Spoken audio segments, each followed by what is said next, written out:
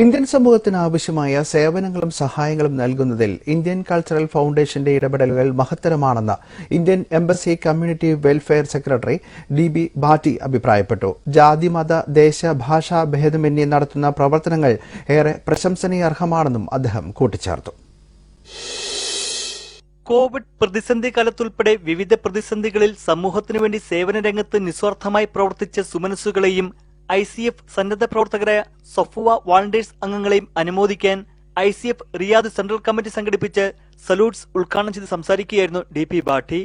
Covid മഹാമാരിയുടെ തുടക്കത്തിലെ ICF Riyadh സംവിധാനിച്ച help ഡെസ്കിന്റെ ഭാഗമായി ആരോഗ്യ മന്ത്രാലയത്തിന്റെ നിർദ്ദേശങ്ങൾ പാലിച്ച് ഭക്ഷണവും മരുന്നും എത്തിച്ചു നൽകിയ സേവന രംഗത്ത് സജീവമായിരുന്നു Safuva volunteers.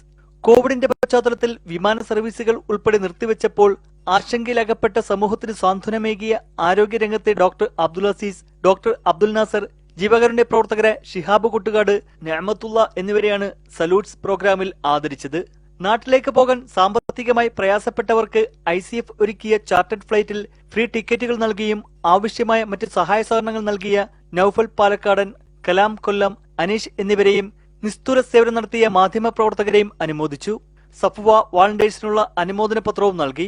Riyadh Apollo Dimora ഓഡിറ്റോറിയത്തിൽ വെച്ച് നടന്ന പരിപാടി ICF central president Yusuf Saqafi അധ്യക്ഷത വഹിച്ചു. Central general secretary Luqman Pazhur സ്വാഗതവും വെൽഫെയർ സെക്രട്ടറി അബ്ദുൽ ഷുക്കൂർ മടക്കര നന്ദിയും പറഞ്ഞു. Shamnath Karunagappally, Jeevan news, Riyadh.